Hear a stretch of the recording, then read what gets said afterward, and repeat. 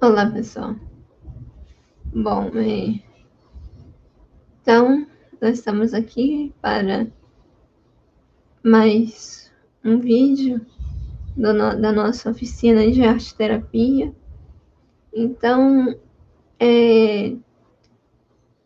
o que eu achei interessante é que não foi nada programado, mas que vai ser um curso, entre aspas, mais prático do que teórico, né? Então, uma aula já foi apenas apresentação, retirada de dúvidas, né? E agora nós vamos falar um pouco sobre a proposta da arte-terapia, né? Como ela é feita, onde eu posso fazer, né? E que, na verdade, é um trabalho, a gente vai ver que a arte, ela não só tem um componente histórico, ela também tem um componente emocional. Então, eu posso retratar um processo histórico, né? Mas eu posso emitir a minha emoção, né? O que eu estou sentindo naquele momento. Então, isso é bastante importante. Então, o que seria a arte-terapia?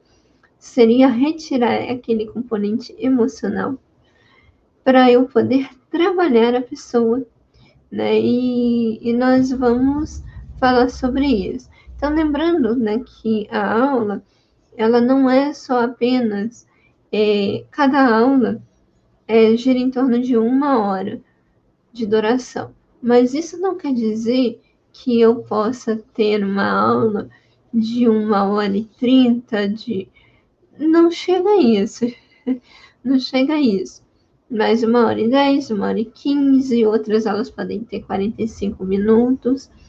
E o pacote todo em si deverá ter 12 horas, né? Então, ficar atento a esse horário que é bastante importante, não só para vocês que acreditaram nesse trabalho, mas para mim também, para a conclusão do estágio.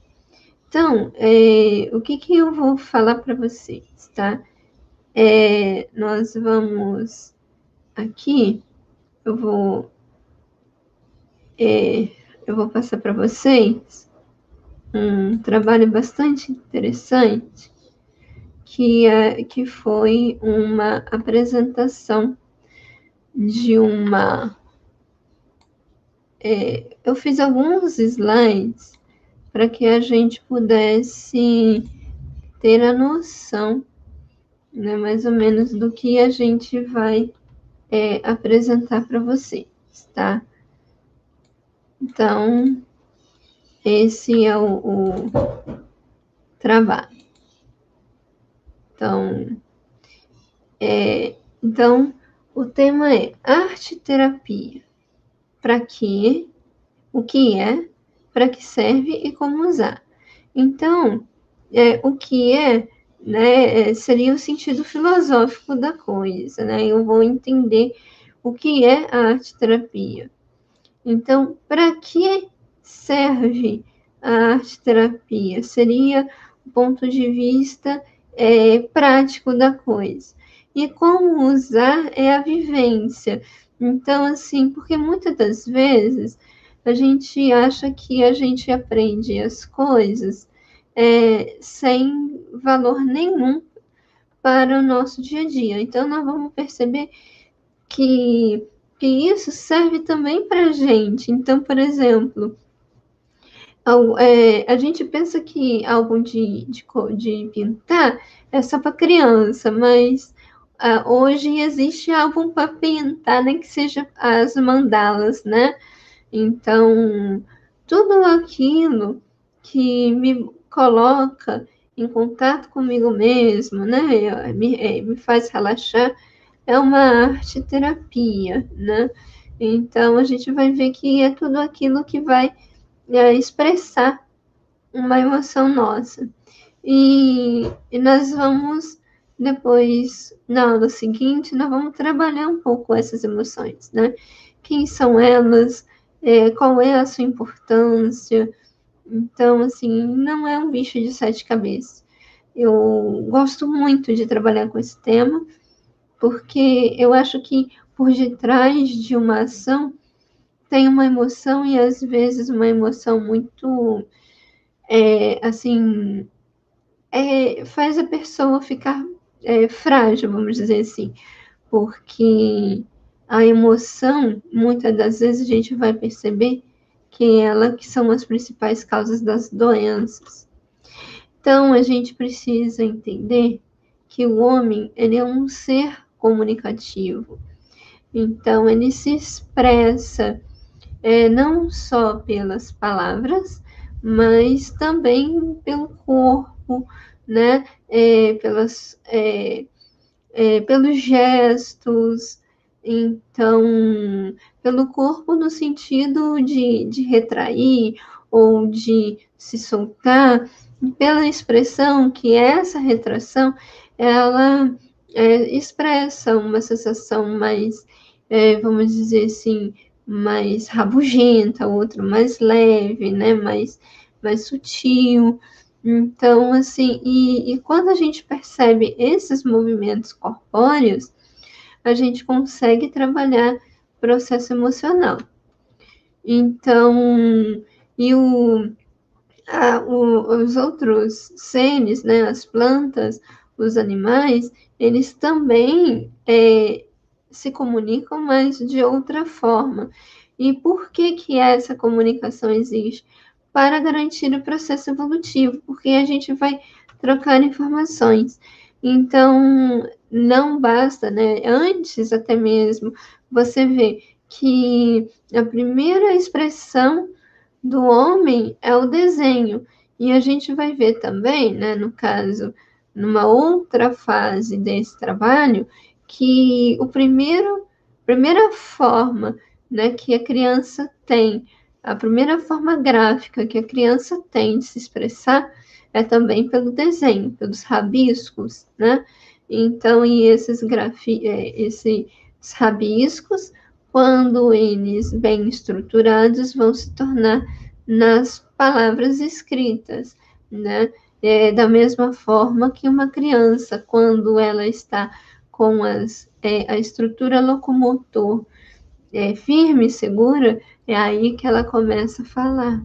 Então, a fala, né, da criança, ela está relacionada com a caminhada dela. Então, é aí que eu falo que a linguagem, ela permitiu a evolução humana. Então, o que seria linguagem? Seria algo que vai, vamos dizer assim, manter esse processo de comunicação. Ele vai manter um significado.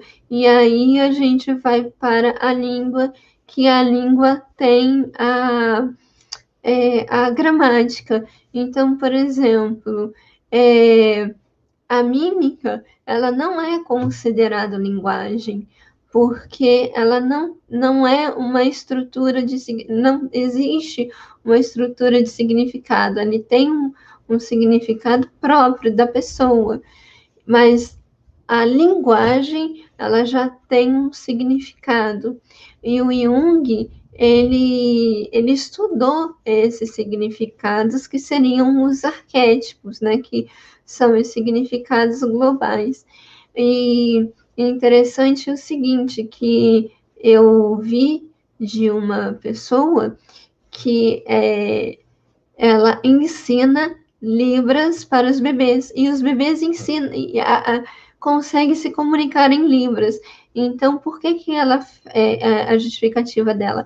Porque melhora a comunicação dela e o bebê. Ela trabalhou em creche e ela fez isso com as crianças dela quando eram bebês. Inclusive, ela tem um bebê de 1 ano e meio e ele se comunica com ela com Libras. Claro que não é uma forma desenvolvida, mas em palavras, eles não criam frases. Mas, por exemplo, ela já começa a comer, a amar, né? Então, assim, amor, né? Então, certas palavras ele já consegue, vamos dizer, emitir da mesma forma que ele vai balbuciar. Então, a linguagem escrita e a linguagem falada são coisas mais desenvolvidas. Então, da mesma forma que houve a evolução da linguagem, houve também da própria comunicação. Quando a gente fala na linguagem digital, né, da questão da internet, não só da comunicação, mas também da própria linguagem, né? E aí a gente vai perceber o seguinte, que eu posso não só acompanhar essa evolução da comunicação, como eu também posso embotar a minha comunicação com o outro, se eu não posso trabalhar, né? E um olhar especial para eu esqueci o nome dele, mas o que que fez a Bíblia, né, como a impressão, né? Então, a escrita impressa foi né, a primeira forma de divulgar, de fazer a comunicação em massa, vamos dizer assim, porque antigamente, entre a primeira palavra escrita e as tipografias, o que acontecia? Houve uma coisa muito interessante que é justamente as escritas, né, que haviam os escrivões que eram os únicos que conheciam as letras, junto com os sacerdotes. Então, eram eles que detinham o saber. E engraçado que eram nas igrejas aonde começou a divulgação. Antes eram entre os filósofos, que eram os homens que detinham o conhecimento, e depois a própria igreja. E aí depois, né, começou a ser mais difundido, não dependendo apenas, né, e uma coisa muito interessante hoje é o cuidado que a gente tem que ter, né, e não só reter apenas uma única forma de comunicação, mas várias outras formas a gente aprender e raciocinar, a buscar outras fontes para poder trabalhar. Então, e uma coisa muito interessante, várias fontes de várias origens, porque eu posso ter várias fontes de uma mesma origem, né? E aí a gente vai perceber os vários a diversificação do conhecimento. E aí, no caso, a gente cresce pela comunicação justamente por causa dessa troca de informação. Inclusive, né, os animais, eles também emitem sons, e o mais interessante é que esses sons é mais para reprodução. E recentemente houve uma reportagem belíssima mostrando justamente sobre a comunicação das plantas que se utilizam dos micro-organismos presentes na Terra. Então, eles reverenciam os mais velhos, acolhem os mais novos, né, amamentam, né, no sentido de enviar a seiva. Então, já se percebe que na própria seiva existe corrente de eletricidade, e lembrando que ali existe sódio e potássio, então por isso que ali existe cargas elétricas. Então, isso que é o diferencial dessa comunicação, é justamente essa troca de informações para não apenas proporcionar a evolução de um único ser, mas de todo o contexto. Bom, então, no caso, a linguagem não é apenas um processo de comunicação, mas nessa comunicação, nessa troca de informação, eu vou ter a expressão das emoções. E no próximo vídeo, nós vamos estudar um pouco sobre essas emoções, o que ela significa e, principalmente, como nós podemos gerenciar essas emoções, que são mais importantes. Bom, e eu gostaria de render uma homenagem à Mona Lisa, né, ou simplesmente Gioconda, que é um quadro pintado por Leonardo da Vinci, e ela traz exatamente sobre o enigma do sorriso dela. Você não sabe se ela está séria, se ela está sorrindo, e o mais engraçado, né, que por ser uma figura enigmática, ela é, se não a figura artística a qual as pessoas mais se identificam, né? Tanto é, eu adoro essa daqui do frio, né? A Mona com frio, né? Então, assim, você não vê, assim, um quadro da Mona Lisa, você vê vários outros quadros, ela de hippie, ela de cabelo, né, assim, mais com os dreads, né, que são as trancinhas. Então, é uma forma, né, que, assim, adiantando um pouco, mas é uma forma de expressão, né, uma forma de arte também daquela pessoa que é, está se utilizando dessa figura emblemática justamente para poder expressar um processo emocional. Então, antes da gente falar, né, mediante a isso, a gente fala que a arte também é uma linguagem, né? Não só existe a linguagem de sinais, a linguagem escrita, a linguagem falada. Inclusive, uma coisa que me deixou muito, me marcou muito no ensino médio foi minha primeira aula, ou as primeiras aulas de português do ensino médio, porque você vê que a escrita e a fala, ela tem separações entre elas. Então, são níveis dimensionais diferentes. Se você pegar o que eu falo, por exemplo, transformo num texto, a forma de você expressar aquilo que eu estou falando é totalmente diferente, e vice-versa. Você coloca, você vê a linguagem escrita é uma linguagem mais formalizada, e a linguagem falada é informal, né? Embora, por exemplo, você também se utiliza de uma linguagem mais formalizada, quando você está, por exemplo, diante de uma autoridade, né? Assim, não importa quem, mas você não vai falar da mesma forma que você fala, por exemplo, com os seus pais ou com os seus amigos, né? Então, existe uma postura diferenciada. E a linguagem artística, ela é uma linguagem mais aberta, porque ali eu estou expressando uma emoção. Então, por exemplo, aqui o artista ele quis mostrar que está havendo uma comunicação, né? Mas possivelmente possa estar se fazendo uma comunicação de desespero, podemos interpretar assim, né? Então você vê que é uma linguagem, algo concreto, mas que traz algo abstrato para a gente. Então, mas por que a arte é também uma linguagem? Porque ela exprime um significado, né?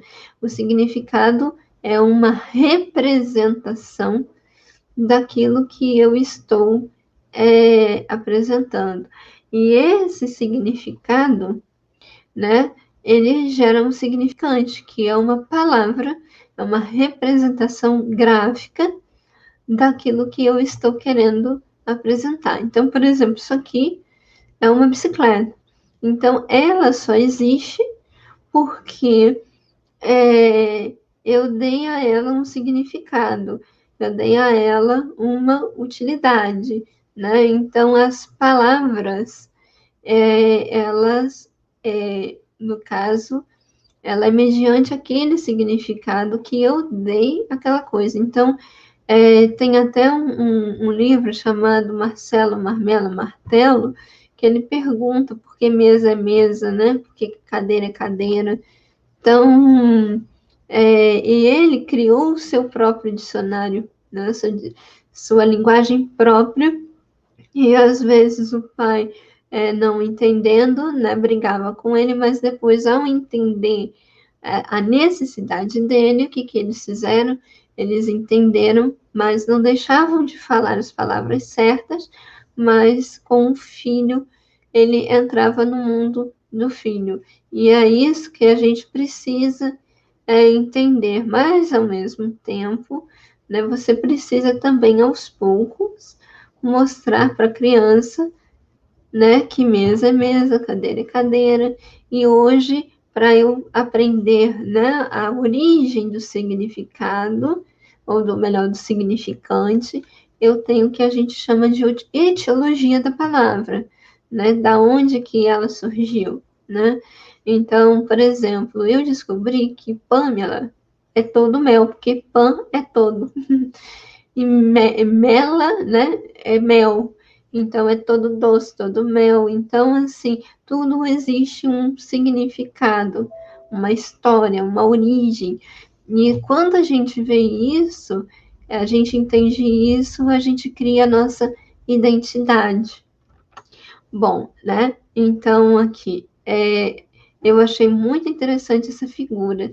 Então, enquanto significado ele é simbólico, o significante, ele representa aquele símbolo, ele vai transformar aquele símbolo. Então, no caso da arte em si, ela trabalha com o significado, mas quem vai dar o significado não é o artista em si, mas a pessoa que vai interpretar aquele significado, aquela estrutura que existe no caso, o significante seria a interpretação desse significado, tá? Então, é assim, você já vai logo apresentando para a criança o que, que é mesa, o que, que é cadeira, e isso é mediante a uma cultura. Então, a linguagem, ela só existe porque tem uma cultura.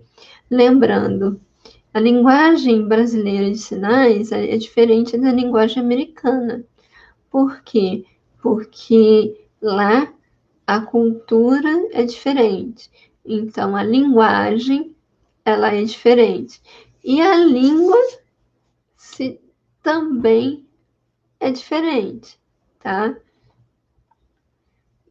Então, vamos lá especificamente na arte. Então, a obra de arte, né, o trabalho do artista, e aí o artista, ele possui uma mensagem e toma decisões para concretizá-la, e você vai criar esse diálogo entre o artista e a obra de arte. Então, você tem um aprendizado, o outro tem um aprendizado. Então, mediante esse aprendizado mútuo, né, vai se dialogar e vai criar um novo aprendizado e vai até também facilitar o trabalho do artista. E como é que fica, né, essas emoções? Porque quando eu lido com a arte, ela me gera uma emoção, né? E aí, no caso, quando eu aprecio uma obra de arte, eu capto a emoção e, ao mesmo tempo, eu exprimo essa emoção a partir de uma alegria, de uma tristeza, de uma frustração, né? É como se eu recebesse aquela emoção, me alimentasse daquela emoção, e aí eu preciso transformar essa emoção, né? E aí, lembrando, né, do grito, que é o Eduardo Monte, que justamente mostra, né, eu não me lembro a questão da Primeira Guerra Mundial, então ele estava falando dos horrores daquele momento. Então, ele exprimiu dessa forma. Poderia ser diferente? Sim. E eu poderia também fazer, por exemplo, uma releitura. posso pegar esse trabalho e posso trabalhar de forma diferente, né? Como o caso da Mona Lisa. Foi feita uma releitura. Esse aqui já é o Picasso, né? Ele aqui já está falando da Segunda Guerra Mundial, né? E esse aqui eu não me lembro, eu vi, mas ele está mostrando compaixão. Então, por exemplo, numa sala de aula, você pode mostrar, né?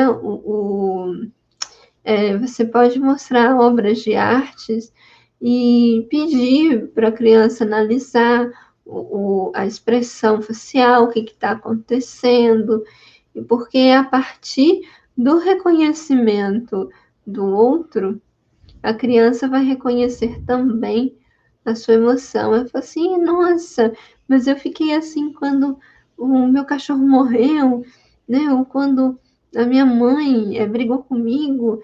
Então aí ele pode, né, expressar aquilo que ele está sentindo. E ele pode também, de certa forma, exprimir sem saber que está sentindo aquela emoção, né? E aqui, né, vamos dizer assim, essa é a figura clássica do Pedro Américo, né, da independência do Brasil. O que eu achei interessante é que ele forma aqui um coração. Foi, de fato, assim? Claro que não. Mas foi aquilo que o artista sentiu mediante aquilo que foi falado para ele.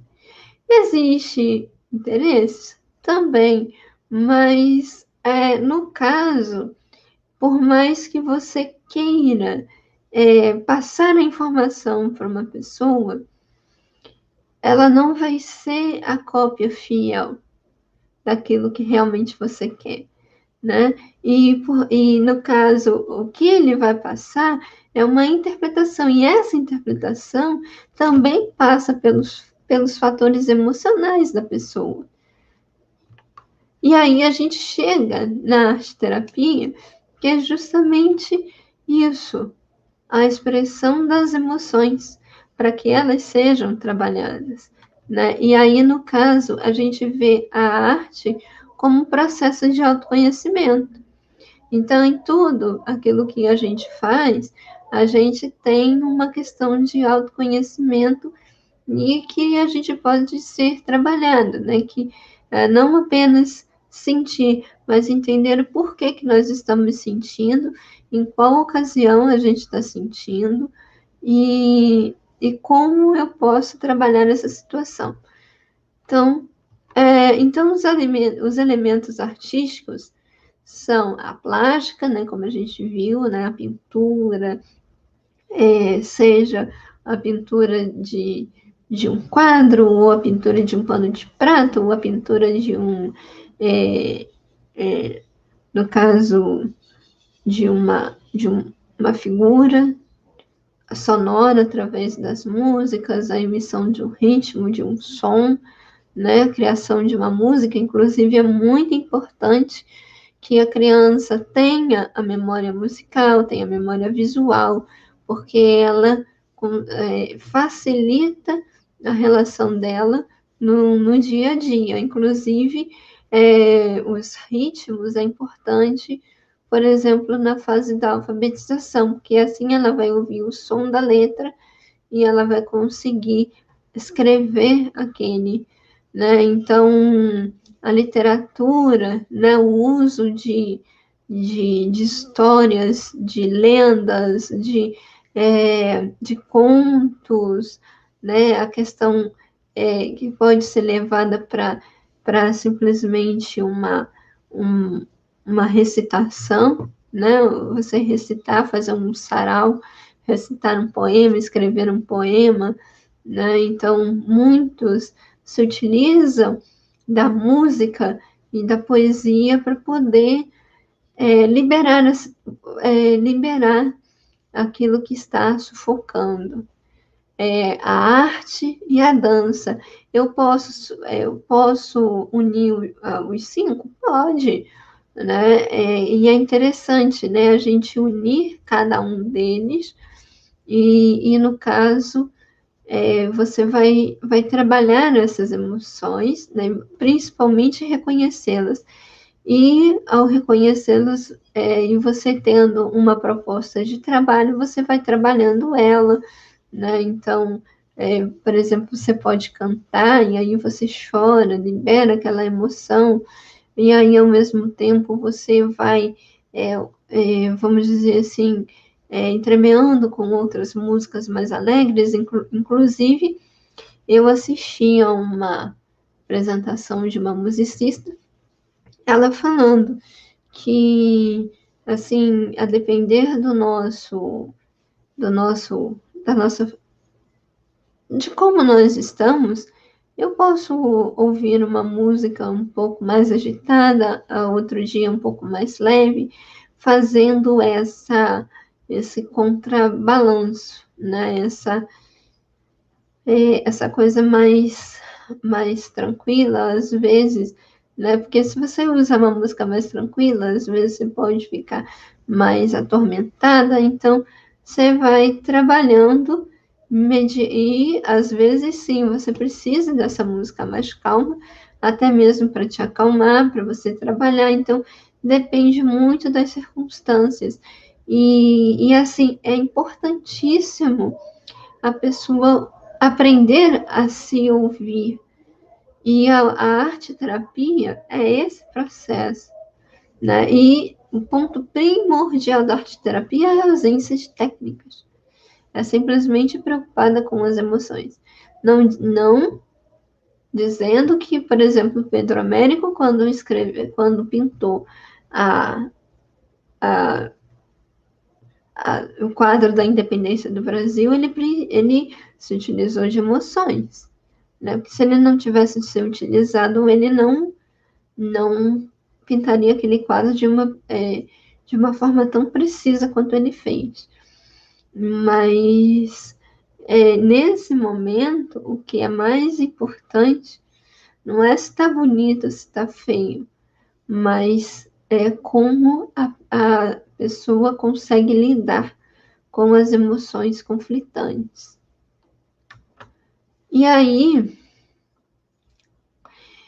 a arte-terapia, ela é exatamente dessa forma. É um processo de avaliação, avaliação no sentido de criar um diagnóstico. Por exemplo, uma criança que foi recém-violentada sexualmente, como é que ela vai trabalhar, né? Como é que é os rabiscos dela? Ou então, uma criança que passou por uma frustração de perda, como é que ela trabalha isso, né? E a prevenção no sentido de conseguir administrar essa situação, né? Uma forma de tratamento e de reabilitação motora, né? Reabilitação mental, no sentido da inclusão, né? Das pessoas com necessidades especiais. E no caso, por exemplo, nesse caso, também há bloqueios emocionais, né? Não só, por exemplo, uma criança que passou por trauma, mas uma criança cega, ela, em alguma situação, ela não consegue administrar a emoção. Ela precisa entrar em contato consigo própria para ela poder entender o que está acontecendo com ela, né? E nada vale de eu, por exemplo, utilizar a arte-terapia em todos esses momentos. Por exemplo, na avaliação, no tratamento, na prevenção, né? Para evitar, mas também eu vou ter um diagnóstico para ver se ela realmente não está passando por esse problema ou se ela precisa. Então, assim, o tempo todo nós estamos observando como terapeutas, né? À medida que eu estou passando uma, uma atividade que tem por esse momento trabalhar o lado emocional, o lado motor, eu sou um terapeuta, né? Independente de ter, de ser diplomado ou não, mas ali eu estou no papel de educador, no papel de professor, né? Então eu preciso acolher aquela criança, aquele jovem, ou aquele adulto, ou idoso, né? Como eu tenho uma amiga que utiliza com o pai a pintura, né? Justamente para um processo de reabilitação. Então, e eu achei assim fantástico o trabalho que é feito.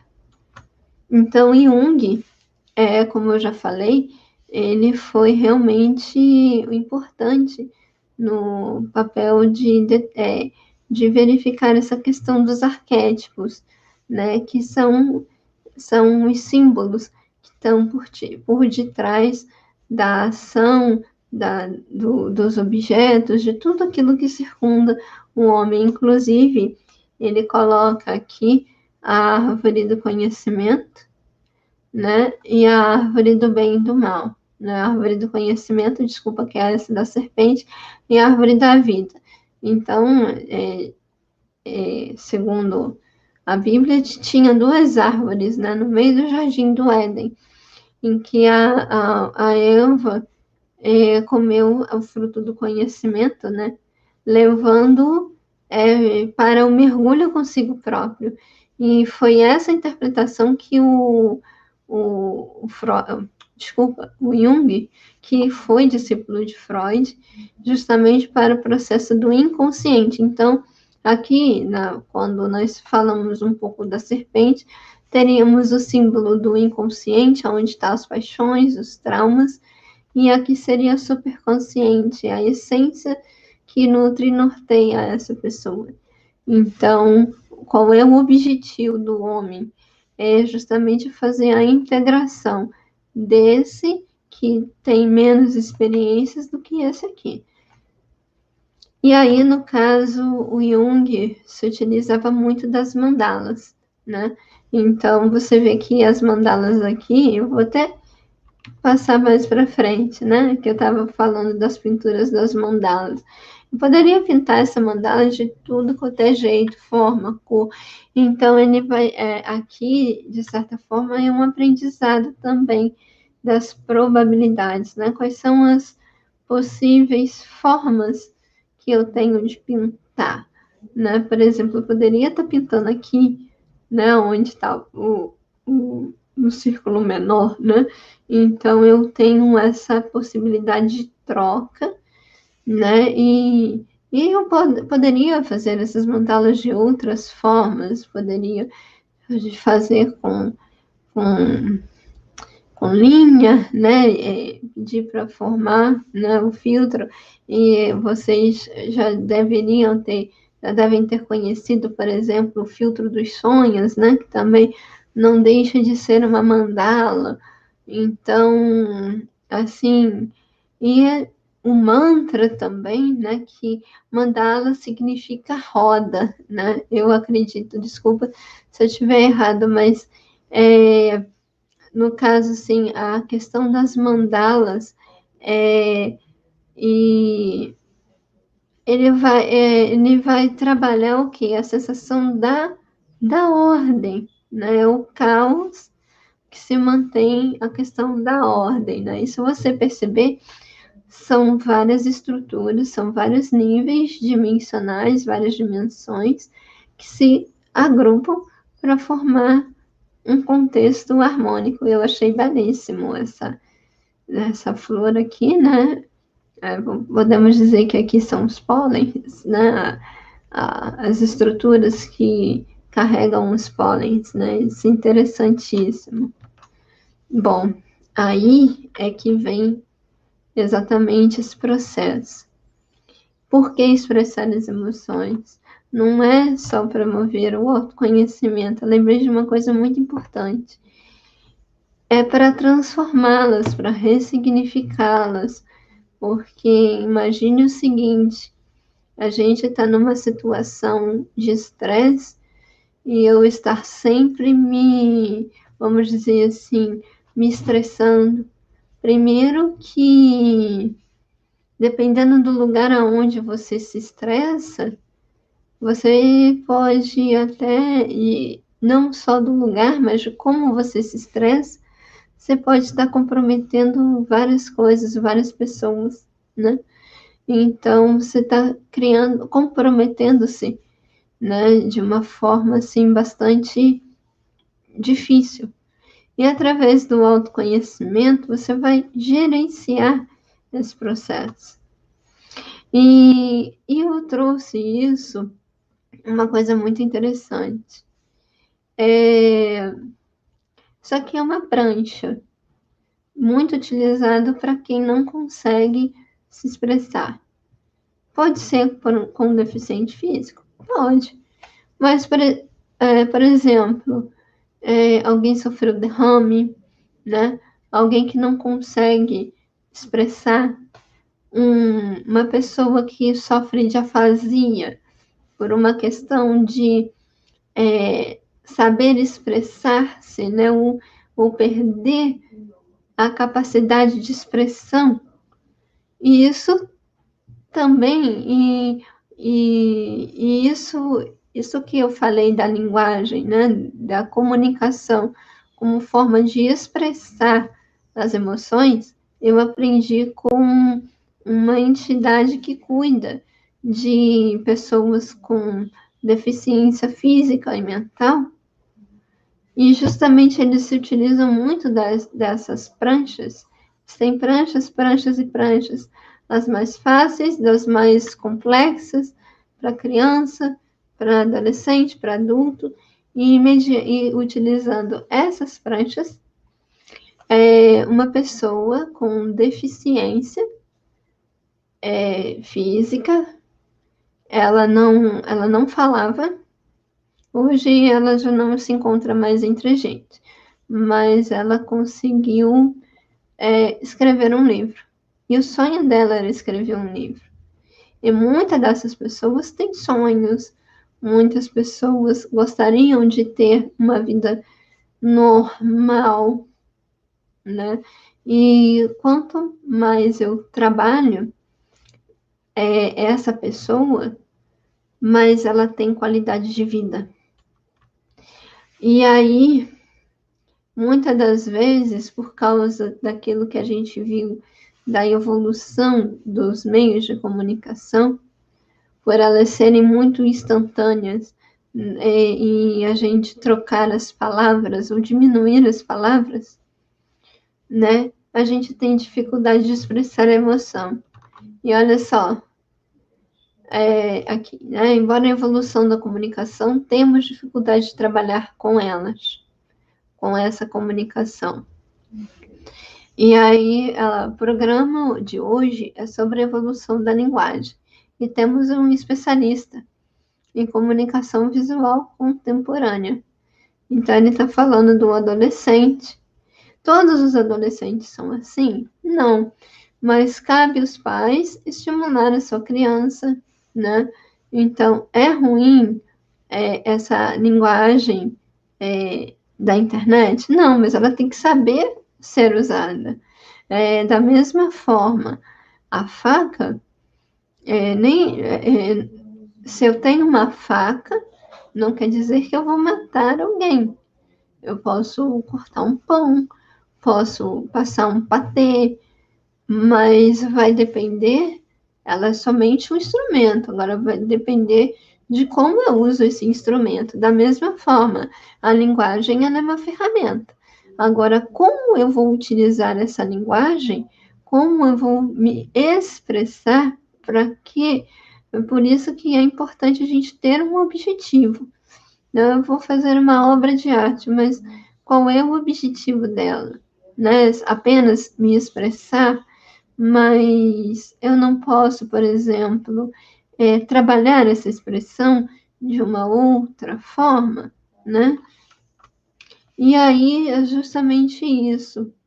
Se eu não trabalhar, pode refletir não só no meu corpo, mas também nas minhas ações. Eu posso até acabar, né, me matando, não só de forma instantânea, mas principalmente a partir das doenças psicomáticas, né? Então, isso vai refletir na saúde do meu próprio corpo. E aí, pensando bem, a Anísia da Silveira, que ela é uma psiquiatra baiana, ela fez um trabalho belíssimo no Rio de Janeiro, e foi ela que trouxe a vivência de Jung para vamos dizer assim, para o consultório, e ela começou a trabalhar com os seus pacientes a arte, terapia, e com muito sucesso, muita desenvoltura, né? E hoje ela é o nome da arte terapia no Brasil inteiro, né? Ela trazendo essas práticas do Jung, os arquétipos. Inclusive, Jung escreveu um livro que é só em arquétipo. Então, quem vai dar vida não é o autor, é o próprio leitor, mediante a interpretação daquilo que ele faz daquela arte. Então, por exemplo, eu, como, entre aspas, terapeuta, posso ser terapeuta de mim mesmo. Eu vou observar, mas ao mesmo tempo eu posso até não falar nada, mas com os meus exemplos eu posso passar para a pessoa algo, por isso o processo da comunicação. Essa comunicação, ela pode ser não verbalizada, e isso é importante, né, a gente entender esse processo da verbalização, da não verbalização, então, da nossa escrita, né, de como isso vai passar para quem lê ou para quem vê o que eu estou fazendo. Bom, e aí eu termino uma frase dela que eu achei assim fantástica, que a criatividade é o catalisador por excelência das aproximações de opostos, por seus intermédios, sensações, emoções e pensamentos. Nise da Silveira. Então, pessoal, aqui nós terminamos a primeira parte, né, do nosso conteúdo teórico. Espero, né, que se vocês tiverem alguma dúvida, algum comentário a fazer em relação ao que foi falado, ou que se eu não gostei de certa parte, ou então, você errou aqui, errou ali, errou assado. Gente, nós estamos aprendendo juntos, tá? E assim a gente vai colocar tudo isso para vocês na última aula do dia 23, tá? No dia 23 nós vamos fazer uma breve breve observação, né, do filme Renoir, e depois nós vamos fazer essas considerações e pretendo fazer um trabalho ao vivo, tá? E justamente para que vocês tenham essa oportunidade de fazermos essa troca que é muito importante. Agradeço por demais o carinho. Não deixe de curtir, de comentar, porque isso é muito importante, né? E assim, a participação de vocês é muito importante. E é uma forma também da gente comprovar que vocês estão participando do curso, tá bom? Um forte abraço, um beijo bem grande e até o próximo vídeo.